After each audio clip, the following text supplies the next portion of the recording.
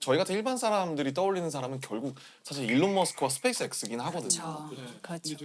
우주 산업에서 일론 머스크의 영향력이 실제로 이제 학자로서 체감하시기에 어느 정도인지. 네, 그러니까 이분이 뭐 회사의 대표이자 경영자이기도 하지만 자기가 실제로 엔지니어기도 하고요. 실제 개발에 참여를 많이 했어요.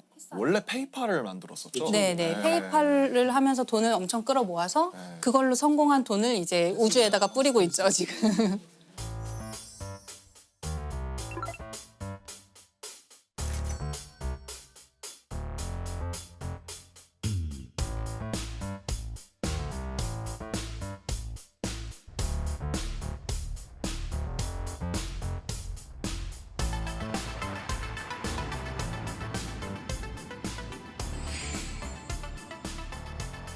듣기로는 위성을 3,000개를 쏘아 올렸다. 예, 뭐 한 번에 막 수십 개씩 계속 쏴가지고요. 아, 그렇게 많이 돈이 많나? 돈이 많아.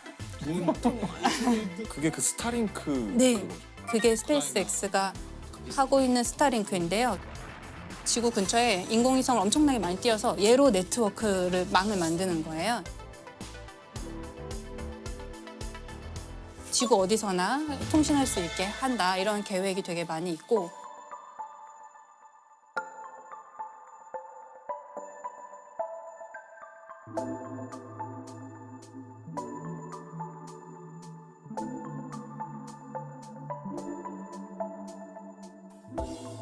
사실 정말 궁금했던 게 인공위성을 스페이스X에서만 쏘아 올린 게 3,000개가 된다고 하잖아요. 궤도가 커서 그런지 그렇게 여러 국가에서 인공위성을 막 수만 개를 쏘아 올렸을 것 같은데 부딪히거나 그러지 않나요? 부딪히기도 해요. 아, 그런 그래요? 사고가 날 수 있고 그래서 어느 정도 그 밀도를 유지하게끔 그런 규칙이 정해져 있어요. 그래서 우리가 규칙이 있구나. 예, 우주로 쏘아 올리는 모든 물체는 등록을 해야 되는데요. 등록할 때 이제 우리가 어느 궤도로 보낼 것이다, 임무 수명이 어느 정도다, 임무가 끝난 다음에 어떤 식으로 폐기할 것이다 이런 이제 대략의 계획이 있어야 되거든요. 근데 문제가 되는 것은 거기에 참여하지 않고 자력으로 등록하지 않는 물체를 올리기도 해요. 왜냐하면 이게 등록 안 했다고 해서 처단할 수 없거든요. 뭐 거기로 가서 불법도 뭐 이렇게 할 아니고. 수도 없고 그렇죠. 그러니까. 그 갔는지도 모르니까 이제 지구 규모에서는 뭐 새로운 게 올라왔는지 안 올라왔는지를 알기는 어렵잖아요. 그래서 거기에 이제 참여하지 않으면 그런 미확인 비행 물체들이 정말 근데 네. 진짜 최근에 뭐 이렇게 기사 보니까 우크라이나 전에 전쟁에 있어서 그것들의 정보를 제공하거나 이런 위성들을 우리가 이제 파괴하겠다. 그러면 만약에 거기서 쐈다. 그럼 미국이 가만히 있지 않을 테고. 이러면 진짜 우주 전쟁이 벌어지는 거 아니에요? 그래서 그 상대방 국가의 인공위성을 요격하는 기술을 이제 많이 개발하고 있는데 큰일 났다. 큰일 났어. 역시. 스타워즈라고 그러죠. 그러니까 옛날에. 스타워즈네. 그거를 처음에 실험을 해야 되는데 우리가 실험을 남의 나라 위성을 진짜 요격하는 실험을 할 수는 없잖아요. 그러면 그래서 전쟁 나니까. 자국의 오래된 위성, 폐기해야 되는 위성을 자기가 격추하는 그러다 실험을 해요. 잘못 격추하면 할 수도 있고. 자기네가 이제 실험적으로 격추를 했다. 폐기에 대해서 격추를 하면은 완전히 다 없어지는 게 아니잖아요. 사실은 그래요. 파편들 쓰는 끼. 맞아요. 그런 일이 실제로 일어날 수 있고 파편들이 굉장히 문제가 많이 되죠.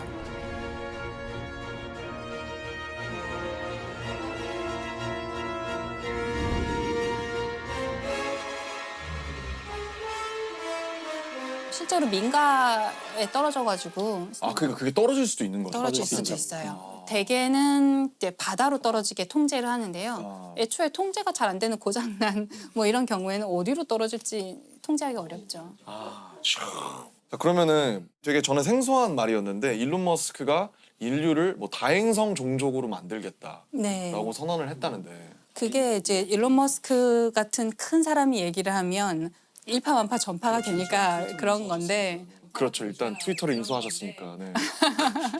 맞아요. 근데 이제 원래 있던 말이긴 한데요. 그러니까 우리가 뭐 멀티 플라네터리 스피시즈 이렇게 다 행성 종족이에요. 여러 행성을 오가는 여러 행성에 걸쳐서 생존하는 그런 종족인 인간이 우리가 그렇게 돼보자 그런 이제 목표를 가지고 있어요. 뭐 화성에 사람을 이주시키겠다. 그래서 장기간 거주하게 만들겠다 이런 얘기를 하고 있고.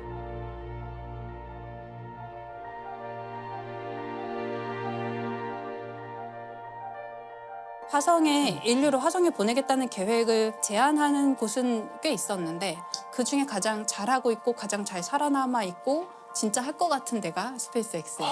그렇구나. 일론 머스크가 50년 내에 화성에 정착촌을 세우겠다. 네. 그게 가능성이 50년 어느 정도 되는 거라고 보세요? 50년은 좀 도전적인 목표일 것 같긴 한데요. 예를 들어서 스페이스X가 제안하고 있는 개념 중에 우주에서 주유하는 게 있어요. 주유요? 네, 기름을 넣는 거예요. 기름 넣는 네. 거. 왜냐하면 멀리 가려면 또 방향을 많이 바꾸려면 연료가 많이 필요한데 연료는 무겁잖아요. 그게 기름이에요? 우주선 연료도? 네, 등유를 쓰기도 하고 고체 연료를 요즘에 쓰기도 하고 아무튼 그런 이제 우주 공간에서 막 돌아다니려면 연료가 있어야 되는데 연료가 무겁잖아요. 네. 그 무거운 거를 우주로 쏘아 보내려면 또 연료가 많이 필요해요. 그렇군요. 그러면 또 연료를 많이 주면 또 무거워요.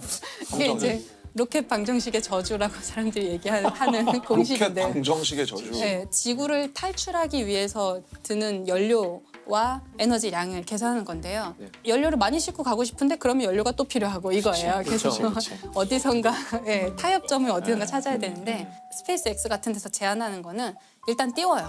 일단 해서 우주공간 띄워놓고 기름만 가지고 있는 연료만 가지고 있는 우주선을 또 띄워서 우주공간에서 도킹을 시켜서 급유를 하는 거예요. 그래서 주유를 해주고 얘는 다시 지구로 돌아오고 그럼 얘는 우주공간에서 이제 더 멀리 갈 수 있는 에너지를 다시 갖게 되잖아요. 미 공군이 사용하는 공중급유기를 우주에서 하겠다는 거죠. 네, 그걸 이제 좀 더 큰 규모로 하려고 하는 거죠. 그래야지 화성까지 가서 화성에서 착륙했다가 뭐 만약에 필요하면 화성에서 다시 돌아올 수도 있고 또 다르게 접근하는 데도 있는데요. 예, 아랍에미리트 연합이라는 이게 나라가 돈이 많아서 그런가요? 그렇죠. 그렇겠죠. 네. 일단 자본이 뭐 네, 거기는 이제 석유로 자본을 많이 가진 나라고 그런데 석유가 한계가 있잖아요. 그렇겠죠. 언젠가는 바닥 날 거란 말이에요. 그러면 석유를 가지고 경제를 부흥시킨 이 나라는 다음 단계를 이제 미리 대비를 해야 돼요. 네. 그것은 개인 과학자의 차원이 아니라 어쩌면 국가 차원의 미래를 위한 대비일 수도 있겠어요. 이 아랍에미리트가 화성에 2117년까지 도시를 만들겠다. 2117년. 네, 2117년까지 이제 그 계획을 2017년에 발표하면서 100년 100년 내에 안에. 하겠다라고 한 건데요.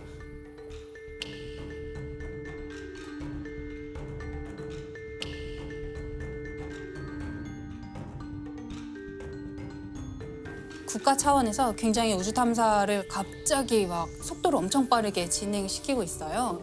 인공위성을 띄운 지도 사실 얼마 안 된 나라거든요. 그 인공위성 띄울 때 우리나라 기업에서 기술을 되게 많이 전수해줬거든요. 외부의 도움을 되게 많이 받았던 완전 우주 탐사에서는 신생 국가인데 갑자기 화성에 사람 보내겠다라고 하니까 사람들이 웃었을 수도 있잖아요. 근데 지금 벌써 화성에 탐사선 보냈고요. 아 보냈어요? 네, 진짜요? 몇 년 만에. 그러니까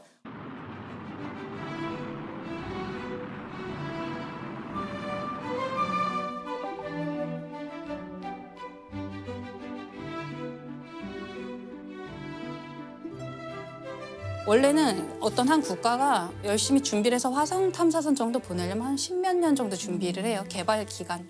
근데 이 나라는 몇 년 만에 보냈어요. 모든 걸 국산화하겠다 이런 전략이 아니고 외부에서 도움을 받을 수 있는 건 다 받겠다. 받아서. 이런 전략을 좀 선택한 것 같아요. 왜냐하면 여기는 우주 탐사를 잘하는 것도 목표지만 화성에 가야 된다는 실제적인 목표가 있기 때문에 첨단 과학부라는 이제 정부 조직이 있는데 거기 장관이 사라 알 아미리라는 장관님이 장관도 하시고 화성에 간 그 아말 프로젝트의 담당자기도 해요. 그래서 자기가 실제로 공학자기도 하고 교육에도 굉장히 관심을 많이 가져서 화성 탐사, 뭐 우주 탐사 이런 걸 하면서 그거에 대한 내용을 교육에 아이들 학교에서 굉장히 많이 가르치게 바꿨다고 하더라고요. 교육 과정을 바꿔서 우주 탐사가 당연한 거야라고 가르치는 교과서를 네. 배우고 자라는 아이들은 우리랑 세대가 완전히 달라지는 그러겠어요. 사고 방식이 달라지는 거죠. 화성 가겠다, 화성 이주하겠다가 국가의 테마가 된 게 재밌더라고요. 현실적으로 가능할까요? 제 세대에서는 가는 거는 가능도 할 것 같아요. 네. 근데 가서 장기적으로 존재하느냐 그리고 또 가서 번식을 하고 다음 세대까지 살 수 있게 하느냐 그거는 조금 더 먼 미래가 아닐까 싶은데요. 되게 재밌는 게 그거를 우리나라 외교부에서 연구를 한 적이 있어요. 아 그래요? 네. 근데 왜 외교부죠, 근데? 그게? 그 되게 중요한 지적이신데요. 오, 왜 외교부에서 이제 전문가에게 연구 용역을 준 거예요. 어떤 연구를 하냐면 예를 들어서 한 100년 정도 후 뭐 화성에 사람이 살 수 있고 오래 거주할 수 있는 환경이 된다고 치면 그때의 정치, 국제사회 관계, 지구와 화성 사회의 관계는 어떠할까? 화성을 정치적인 어떤 국제 관계로서 보는 거군요. 네, 가면 네. 외교부 직원이 파견 나가야 되는 거죠. 그럴 수도 있죠. 투표권을 줘야 되는지. 그렇죠. 그리고 화성에 오래 생존을 하고 있으면 이 사람들이 자치권을 요구할 수도 있죠. 우리 더 이상 뭐 한국 사람 안 하고 우리 나라 세울 거야 이럴 수도 있고. 그러니까 지금은 우주 공간에 있는 것은 다 평화적으로 사용해야 되고 누가 개인이나 어떤 국가가 소유할 수 없어요.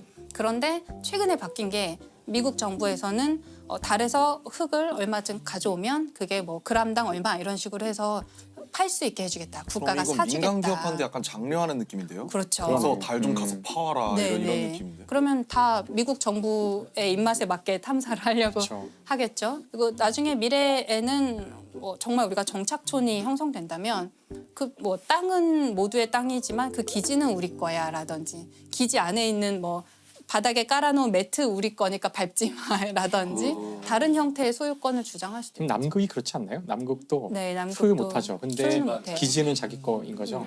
저런 화성도 만약에 여러 정착촌이 여러 나라 정착촌이 있다면 결국에는 우리 여기서 일어나는 일은 지구까지 보고하는데 몇 년 걸리고 우리끼리 해결하는 뭔가를 만들자 하고 분명히 있을 문제는 지구에 자꾸 뭔가 시킬 거거든요. 네. 야 너네 뭐 좀 채취해서 보내. 뭐 좀 안 돼. 정작 화성에 있는 사람들이 그걸 하려면 우주복 입고 나가갖고 너무 힘들고 막 이런데 이거 언제까지 우리가 이거 지금 계속 받아야 되지? 이런 순간이 올 거라고 생각해요. 독립하겠죠. 네, 독립하자. 이거 연락 끊자. 손절.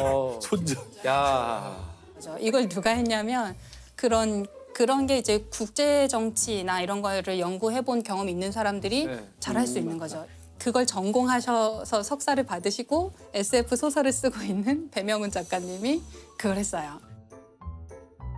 정말 완전 적격자였죠. 이제 SF 소설가라서 이런 화성 환경 잘 아시고 또 국제 정치 너무 잘 아시고 전문가니까 사실 미래를 가장 많이 생각한 사람들이 SF 작가예요. 맞아요. 그래서 사실 미래를 알고 싶으신 분들은 SF를 보면 되거든요. 맞아요. 책을 보면 돼요. 책을 보면 지금 오늘 우리가 한 모든 이야기에 대한 모든 가능성, 여러 가지 가능성들을 이미 다 생각해서 글로 써놨고 심지어는 이야기하지 않은 것도 다 쓰여 있거든요. 맞아요. 네. 아마 그것이 우리가 미래를 시뮬레이트하는 가장 좋은 방법이 뭐 해보는 것보다 SF 소설을 보는 거죠. 실은 제도의 문제를 한번 꺼내보고 싶어요. 그러니까 과연 미래로 가는 데 있어서 지금 현재까지도 해결되지 않는 이 제도를 끝까지 갖고 가야 되는가. 이것은 우리가 선결해야 될 것이 있지 않나. 이런 생각에서 실은 법의학으로 좀 고민을 했어요. 네. 우리가 죽음이라는 것은 다들 불편하죠. 불편한데 삶의 끝이 죽음이라면 죽음도 삶이거든요. 이 죽음에 대해서는 우리가 제도적으로 어떻게 접근을 해야 되느냐. 어떻게 보면 우리나라 같은 경우는 범죄 연관성이 있을 때만 검시를 해요. 일관상 도드라지게 확인되는 건 없어요. 일단 정밀하게 분석해 봐야지.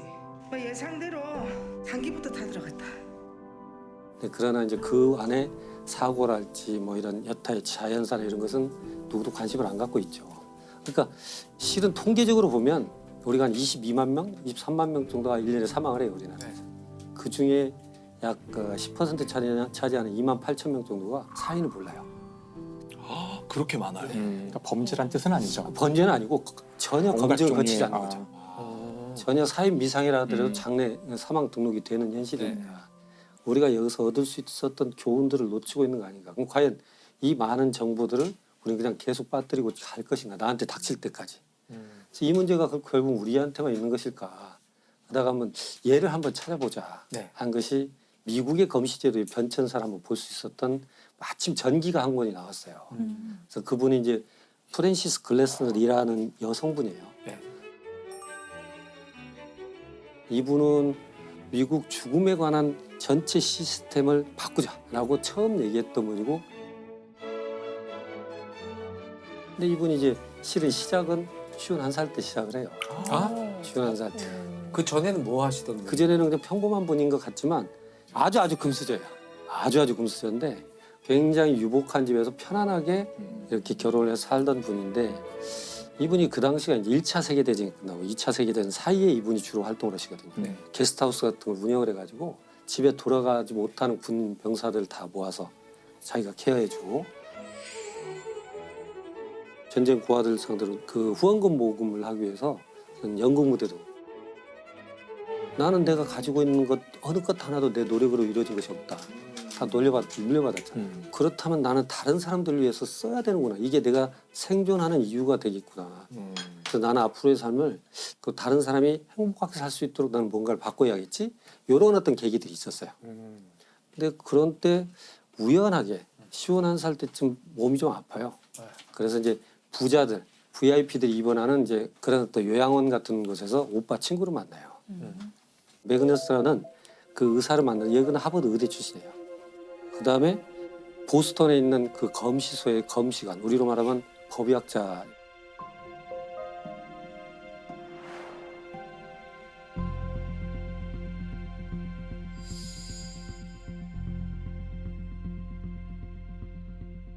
원래는 검시관이라는 제도는 코로너 그래요. 코로너가 이제 크라운 왕관 있죠. 네. 네. 크라운에 변형된 말이 코로너예요. 네. 왕실에 귀속된 재산을 관리하는 사람이에요.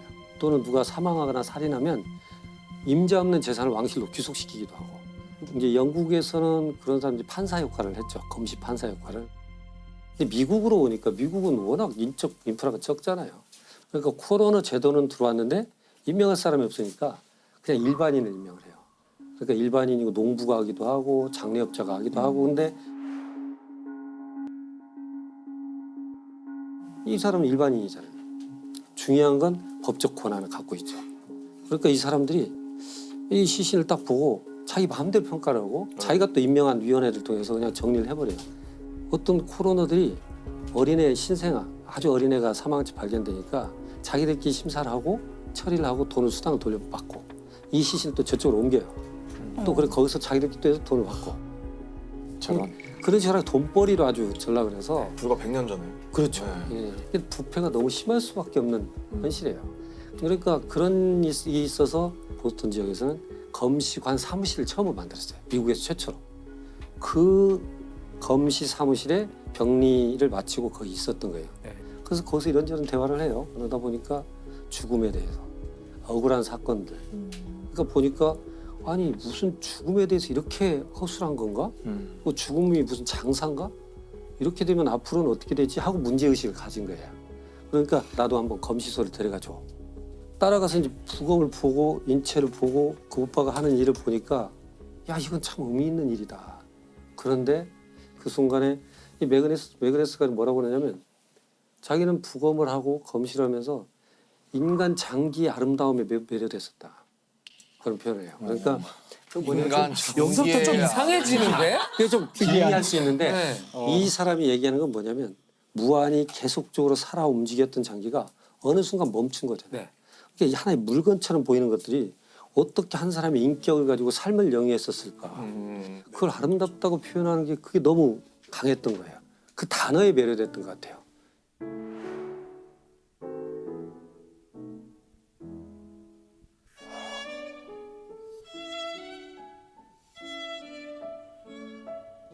근데 아름답다는 그 표현이 언제나 감동을 주는 것 같긴 해요. 네.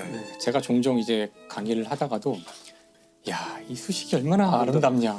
근데 이건 진짜로 하는 얘기거든요. 네. 그렇죠. 대칭성이나 더 이상 넣고 뺄 수 없다는 완결성 때문에 볼 때마다 아름답다는 생각이 드는데 이건 뭐 어떤 음악이 아름답다거나 어떤 그림이 멋있다 못해 아름답다거나 그 글도 단어 외에는 쓸 방법이 그렇죠. 그러니까 형용하기 사실 어려운. 네. 아까 좀 기이하게 들리긴 했지만 전 무슨 말인지는 알 것 그 같아요. 표현이 네. 주는 어떤 무게가 있어요. 네, 그런 것 같아요.